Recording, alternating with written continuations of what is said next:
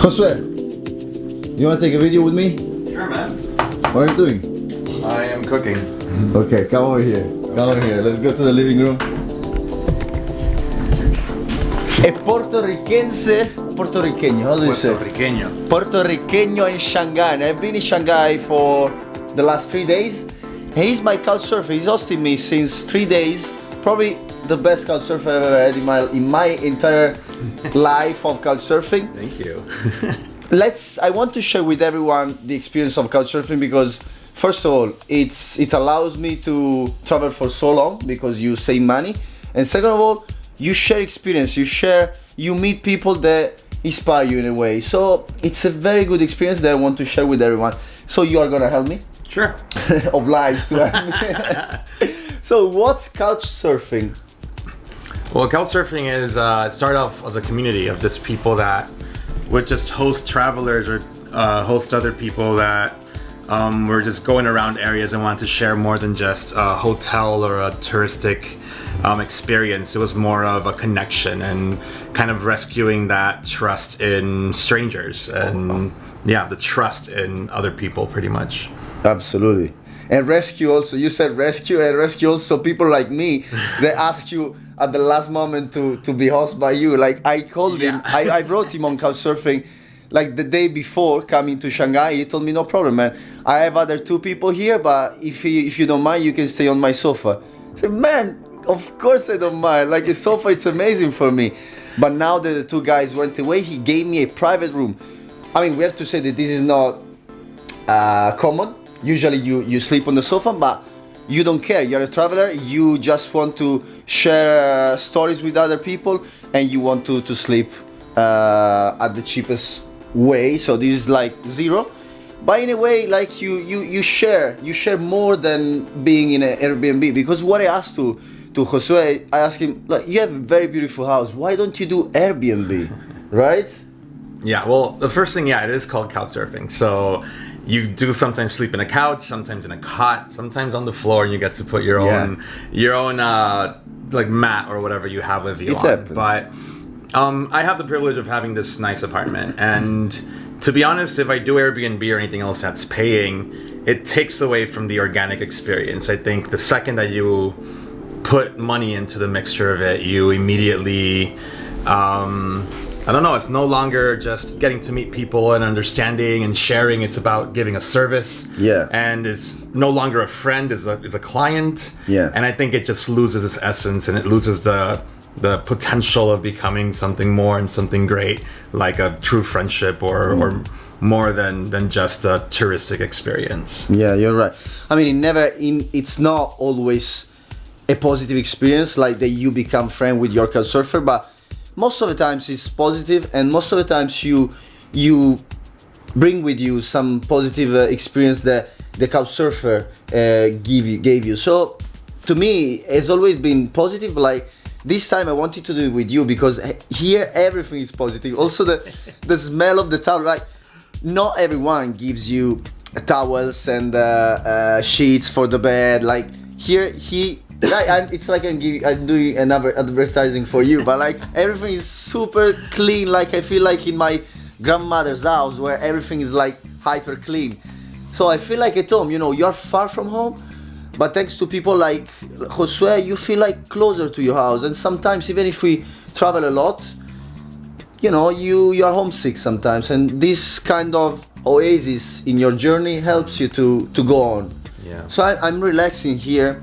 I'm not gonna stay forever. Don't worry, I'm leaving. Let's start charging your rent. I'm start paying the bill of the light. No, I think the greatest thing with couchsurfing is that it's an experience. It's not just about staying in a free bed or just getting to know a city very cheap or etc. It's about actually exchanging some aspect of your life and with someone else that either lives in that place or is from that place or knows a place well enough. So my favorite part of couchsurfing is actually going to a place and getting the inside scoops of places and getting to know the places that it's off the beaten path. It's not on your Lonely Planet guide. It's not on your moon guide, etc. It's like, no, I go there all the time, and I have my local friends, and don't go to that one. I recommend this one because it's definitely a lot better for this and that. So you get to know the culture, you get to know the inside scoops, and like every experience, it can be good and it can be bad. Like every exchange, you could have some pleasant, really pleasant experiences, and some not so pleasant. But having that openness to experience them is what couchsurfing is all about. Where it's not just about, I went there, I know exactly what I'm gonna get, and it's gonna be a perfect room that I paid for. It's gonna be this is gonna be very interesting, having that openness of just going and experiencing life with someone else and through their perspective as well. And that's also a nice thing from couchsurfing and from traveling, like for long periods, that you don't know what to expect. You don't know the service because there's no service. Like it's zero service. You get what you have. Like you don't have to expect anything, and that's the beauty, because when you get something comfortable, you appreciate it so much. I was saying to Josue that like the shower is so clean, the toilet is so clean, that when you take a shower, you take your time a little bit more, because you know that it's not gonna be always like that, and you realize how good it is, and you realize that you cannot have it all the time. Also the bed, it's comfortable, but when we are at home, we don't always think, oh, my bed is so comfortable, oh, my shower is so clean, my house is so warm. Those are nothing, we give it for granted, but they are not. So couchsurfing is also this kind of experience that keep your feet on the ground and let you think twice of what you have. It definitely keeps you grounded, and I think one of the coolest things, and it's my life motto now, is that just to expect nothing. I think most of the times you just go around judging things based on our expectation of them, or of what we expect of them, or what we think it should be, rather than just acknowledging it for what it is, you know? And not only does it help us open our perspective a little more and understand others, and just be able to accept differences for what they are, just different, not judging them. And at the same time, it helps us appreciate what we have as well. Like you mentioned yourself, like it's not just, wow, I learned so much about this, but with all those experiences, there's also some uncomfortable ones, and you do realize, wow, like I have it so well, or I never knew how much I loved this, something that back home you're like, you don't even think about it, you don't care about it, you know? And it goes with the saying usually, like, you don't really acknowledge the sun until you have darkness, or you don't really understand how good you have it until you suffer from something different, you know? So it does open up to realize that and help you open your scope a little more and change your perspective a bit. How many couchsurfers did you host here? In your life? In my life. Here in Shanghai, I think about 25 already, but I've been doing it since 2011. I think in total, it's been more than 200 couchsurfers. 200 people! Your rate is higher than a hotel. I probably have more reviews than some hotels. And you received back this loan? Definitely. I traveled all Brazil for about 3 months and I didn't pay one hotel. I traveled Chile, Argentina, I didn't pay one hotel. But that's not the only thing you get back, and that's a cool part of couchsurfing, where even when people come, like you get to exchange so much of their culture, and some people bring even like small gifts that they're like, oh no, taste this from my country that no one tastes it, or let me show you this one practice that we do in my country, or let me cook for you a traditional dish from my country, etc. So that's the coolest part of couchsurfing, where you're traveling, you're experiencing international living without having to even leave your room, your house. So not everyone has the opportunity or the desire to travel abroad or do anything, and you get to also receive that not just by being hosted by other people, but even while you're hosting, you're receiving so much already from it. Many people learn languages through it. Many people learn how to cook different things through it, you know. I used to host an English class in Nicaragua when I was a Peace Corps volunteer, and they were the ones that taught the class. Like I did it through couchsurfing, you know, and they would like they'd have conversational skills. So there's so much that you can, you know, take from it and utilize it with, you know. So it's, yeah, you do definitely get a lot from it. Not just being hosted, and I'm going to host because I can be hosted, but the potentials of it are limitless, really. You know, you can make it whatever you want, and it's a really good platform to just expand your horizons wherever you are, or while you're traveling as well.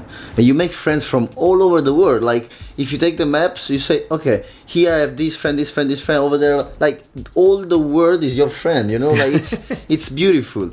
But you know, like you had 200 experiences, let's say. I want to know now the worst and the best without counting. myself. Like, you know, don't think about me as the best. Well, you're not even the best for the best. I'm not kidding. Let's see. Having sexual interests during couchsurfing, and I think you're meeting people, and, you know, interactions happen, and that's not the issue. It's whenever you expect that type of exchange from something that you're trying to rescue, this trust element, you know, you have to trust the other person. And whether it's female or male, you know, I think we both suffer a lot from that, where you're either exposed to that insinuation or things where it's supposed to be a safe spot, you know. And that happened to me where it was like kind of almost forced, and I'm like, no, like I prefer leaving kind of thing. And it's just uncomfortable, you know. And it's really unfortunate that does happen in the couch surfing world, and some people do just go in for that. So, but the great part is you do have references, you know. And that's the great part, where you do have references, a very trustworthy app in that sense, where you can read someone's references, you could talk to them beforehand, you could exchange so much. There's a whole, what can you share, what can you learn, what do you want to learn from others, you know. So it is really easy to avoid those situations, but they do happen, unfortunately. But like in every interaction, you know, there's goods and the bads. I think there is a guy, maybe an Italian guy, who just released a book about all his experiences, like sex experiences in couchsurfing. Like he traveled around the world, having sex. So, you know, it's a true thing, it's a real thing. But what is the best one now?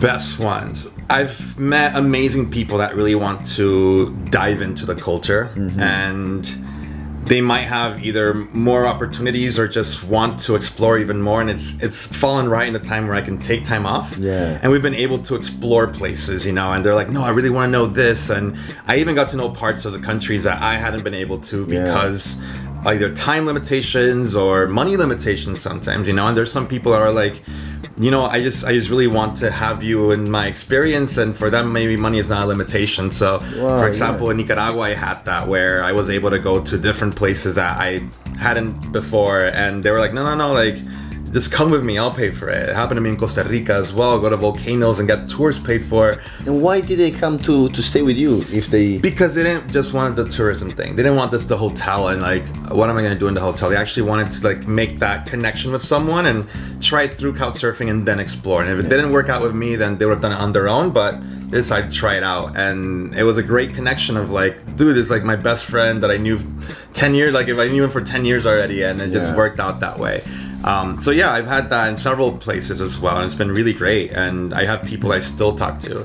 I had a couple I hosted in 3 different locations because I moved from a different country. So they met me in Nicaragua, then they met me in Costa Rica, and then when I went to Argentina, they hosted me. So like, I hosted them twice and they hosted me once, and it's connections that we still talk, we still interact, and it's, because it's really of cool. course after that you met a person, you become friend. It's outside from couchsurfing. It's your friend. Then you host him and they host you just because you're a friend, you're a true friend.